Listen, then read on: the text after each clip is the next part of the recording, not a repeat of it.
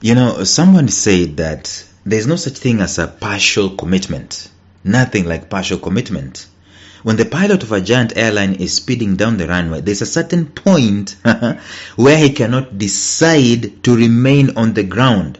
When he crosses that particular line, he is committed to the air, or the plane is going to crash disastrously. That pilot cannot change his mind when the plane is 2/3 on the runway.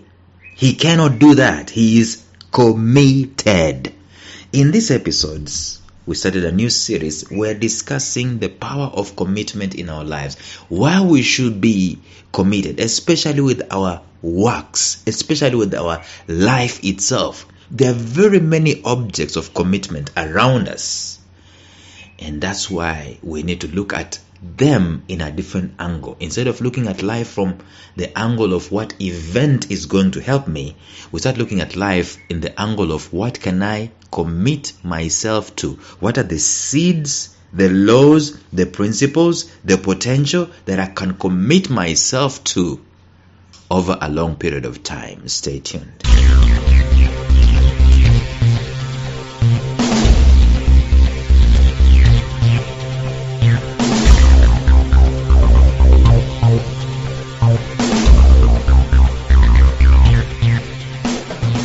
Welcome to the Life Signatures podcast with Lawrence Namale.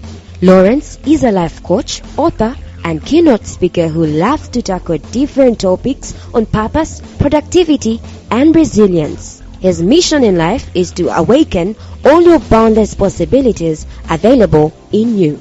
Life Signatures podcast is dedicated to bring to reality every single person who knows that deep down in their gut, there's got to be more to life than this. And now, here is your host, Lawrence Namale.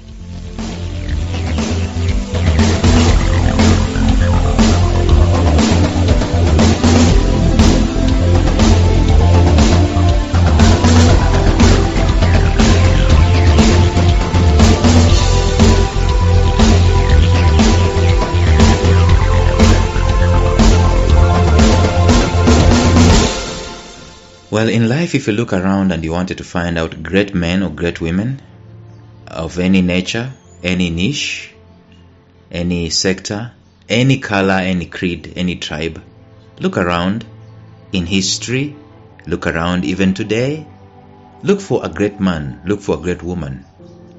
When you find them, there's going to be one thing that is going to mark them far above the rest. One thing. And that one thing is available for all of us. It is commitment. There was no great man, there was no great woman who was not committed to anything. Talk about Lindbergh, who flew the Atlantic. Commitment. Talk about the guys who went to the moon. Commitment. Talk about any great warrior out there. There was commitment. Commitment is one of the things that have been given to us as human beings so that we can, respect processes, respect maturity, because we recognize that we're living in the realms of time, because we recognize that we've been given opportunities to co-create with God. The human being is one of the most interesting species. We have been put aside to be managers, so to speak. But the problem with us, our biggest problem, we don't have eternity. We do not have eternity. We don't live for 200 years. We live for less than 100 years at most. Less than 100 years. Imagine. So if you're listening to me and you're 50, you have 50 to go or less. You're 40, you have 60 to go or less. When we start looking at these things, we start asking ourselves this question: what am I committed to? Yesterday I asked you to close your eyes and to imagine 100 years from today, you are on your deathbed. How does it look like? When you look back, how does it look like? Are you regretting? Are you happy? Are you joyous? You're going to be joyous to the degree that you're committed to something. You're going to be regretting to the degree that you did not commit yourself for the long haul to anything. It goes without saying. And that brings us back to where we are today. And we ask ourselves this question: what are we committed to today, right now?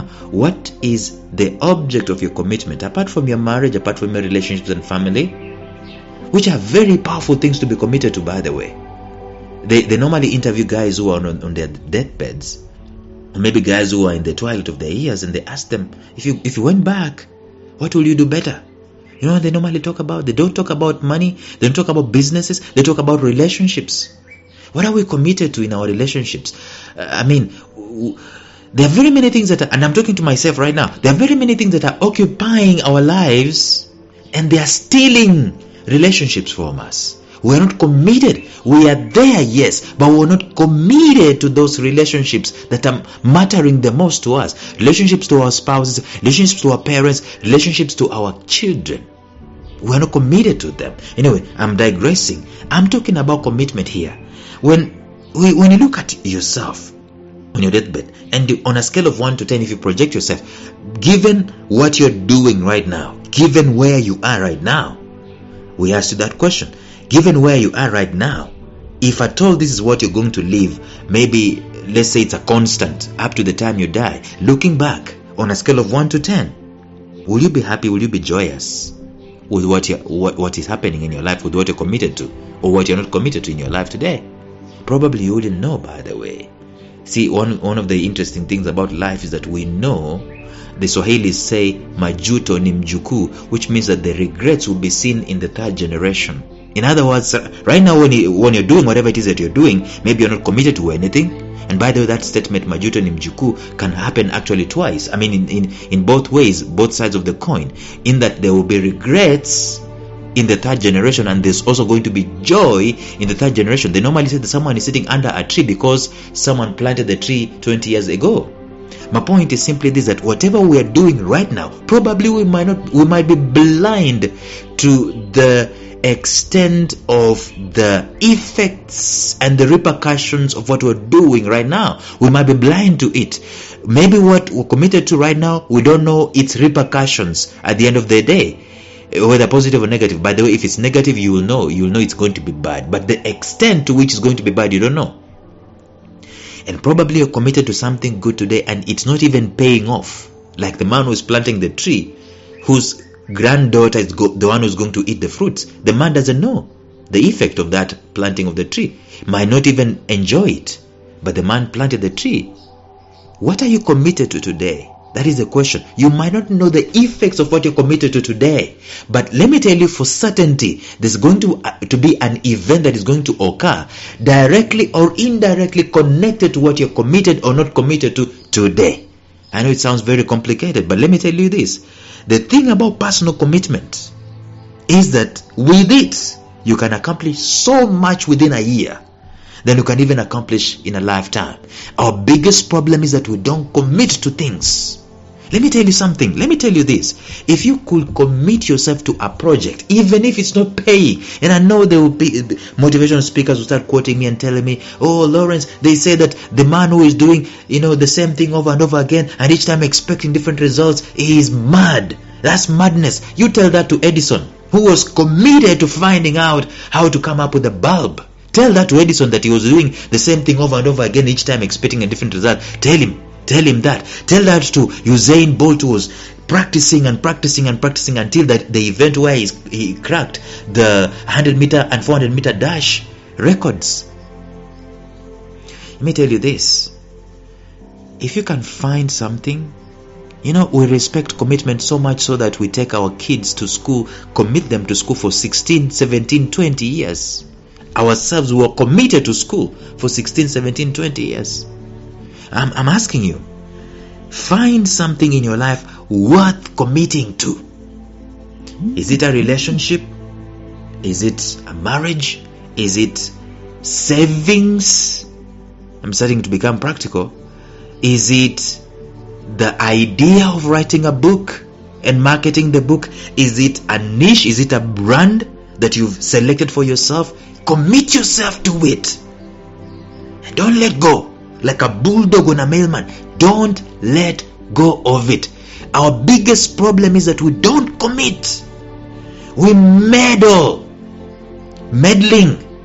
We are in this today and in that tomorrow and in this year and in that next year, and we come back to our commitment for a few fleeting moments on January the 1st. and then we deviate. There's a book that has been written, and I'm encouraging anyone who has never read that book.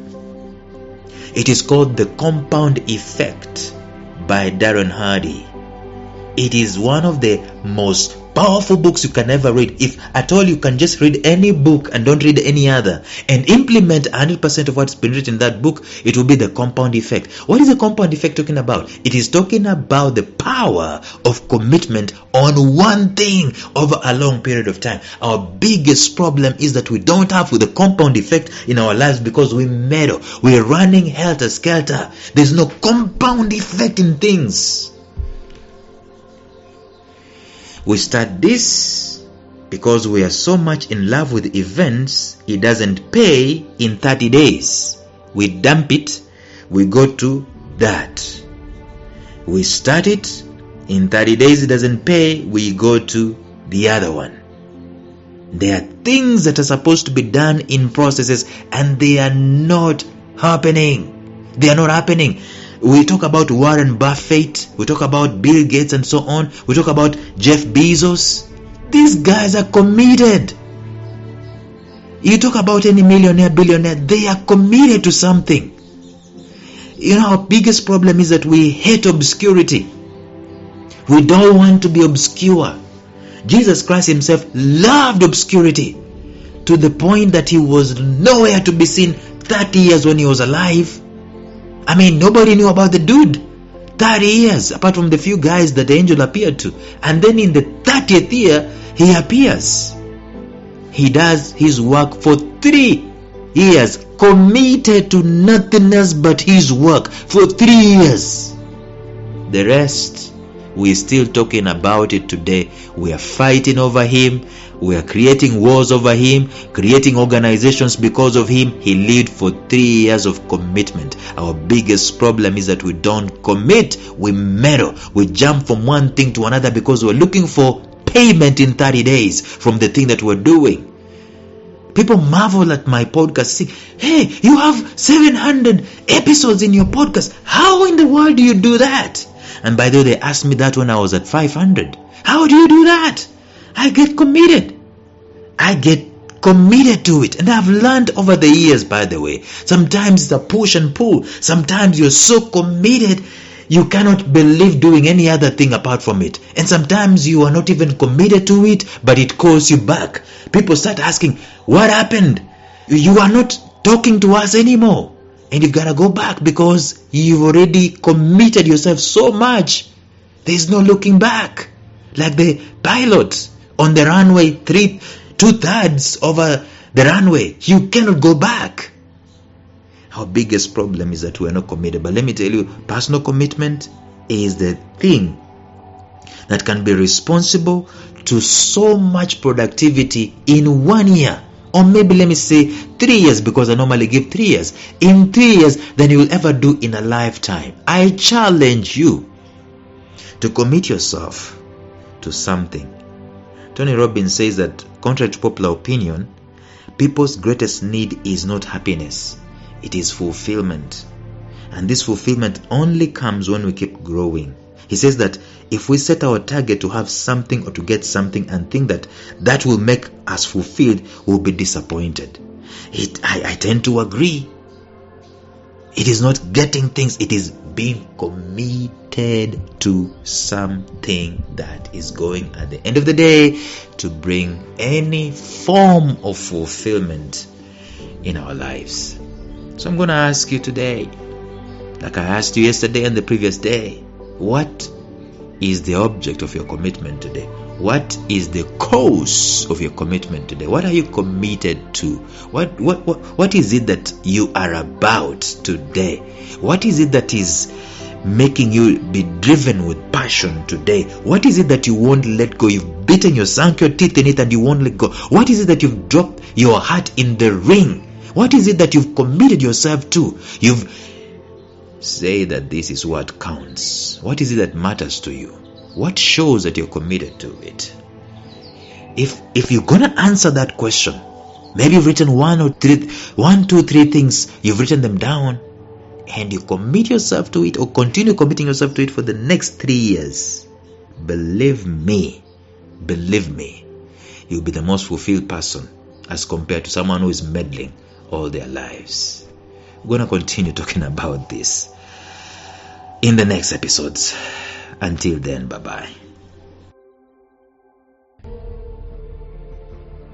Thank you for listening to Life Signatures Radio. If you enjoyed today's show, subscribe to Life Signatures Radio on iTunes, Stitcher, or visit our website at lifesignatures.libsyn.com. Life Signatures Radio, fresh, clean, and inspiring.